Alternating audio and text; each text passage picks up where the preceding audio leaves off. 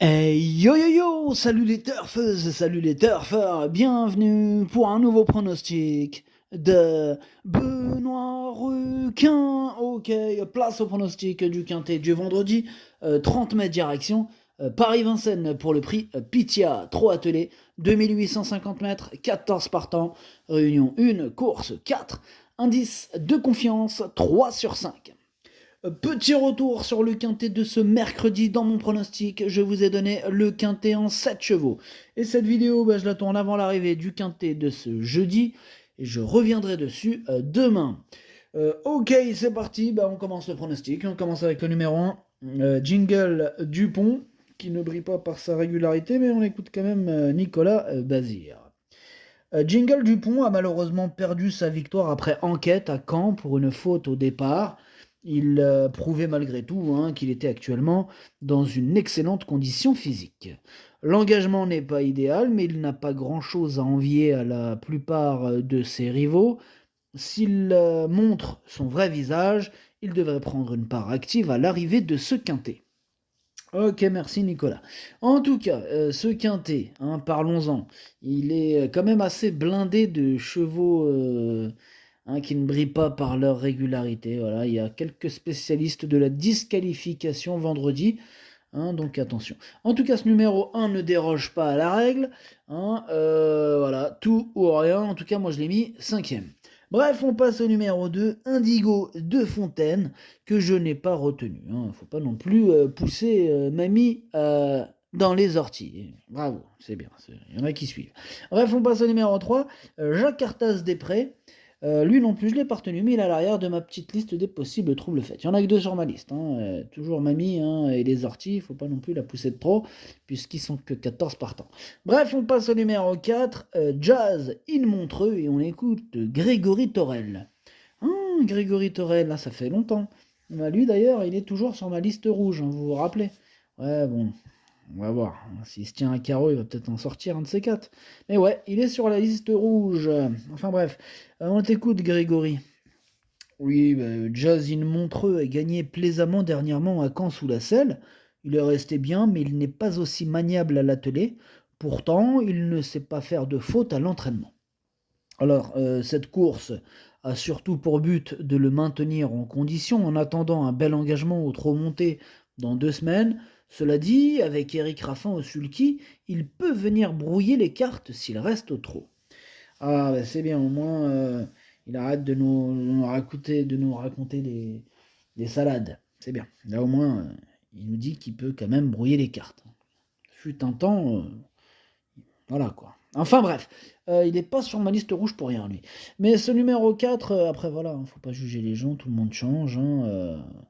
T'as le pire des pires qui peut devenir le meilleur. C'est pour ça, faut pas juger une personne sur toute sa vie. D'abord, faut pas juger, déjà d'une part. Mais voilà, les actes font que.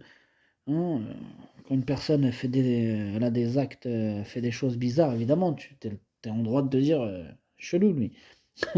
Donc c'est pour ça il y a une petite liste rouge, tu vois.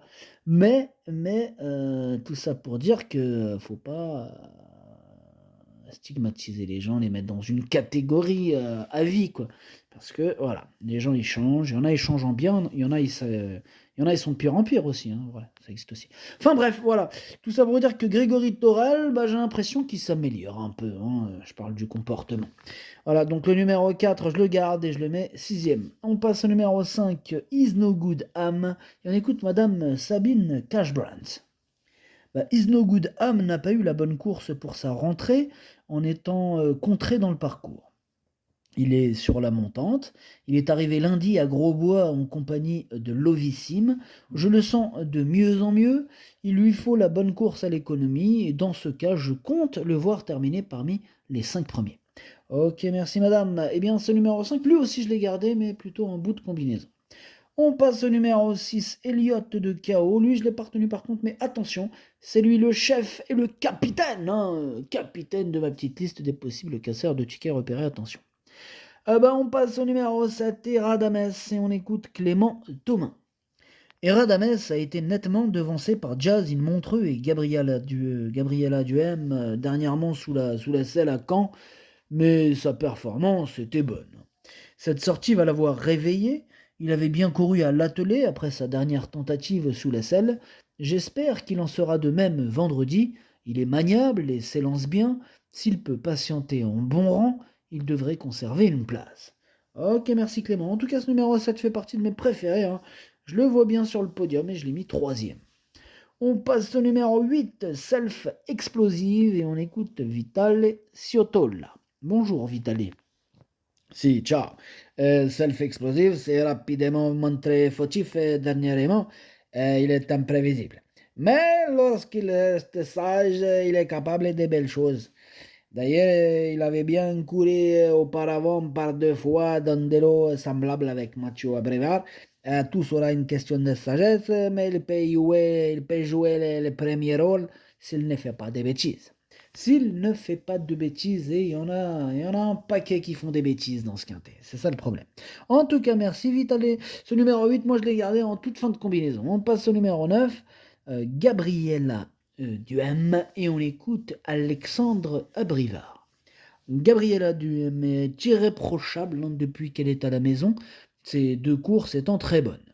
On la présente pieds nus cette fois, dans une épreuve où je me vois une première chance, hein.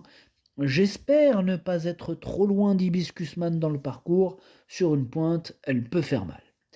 Ok, merci Alexandre. Ce numéro 9, moi il me plaît beaucoup. Je pense qu'il peut faire effectivement très mal à bon nombre de ses adversaires dans ce lot. Il a largement les moyens de terminer en bon rang et je l'ai donc gardé à la 4e place de mon prono.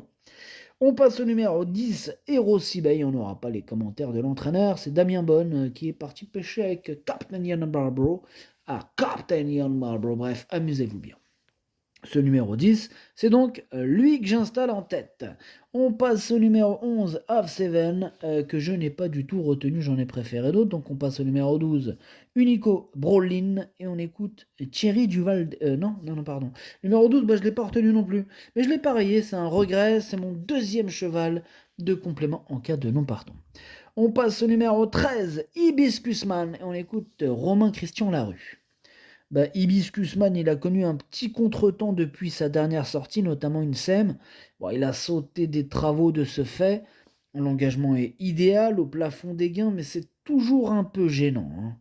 Il parle de l'histoire de la SEM, hein. Pour ceux qui ont déjà oublié, on ne sait jamais. Bref, je le plaque des antérieurs du coup, il sera déféré des postérieurs. Il dispose d'une bonne chance, hein. Je serai satisfait de le voir prendre une bonne place.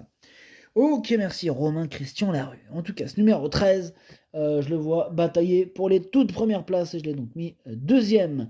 On termine avec le numéro 14, Félix Dubourg, hein, bien connu, Félix Dubourg, c'est un Oriens. Ce numéro 14, c'est lui mon gros regret, c'est lui mon cheval de complément, cas de partant, attention possible, cassage en vue.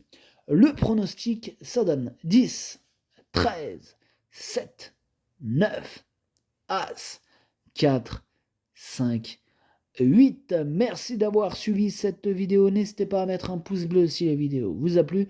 Pour accéder à tous mes tickets pour la course du quintet, rendez-vous directement en description de la vidéo. À jouer avec modération.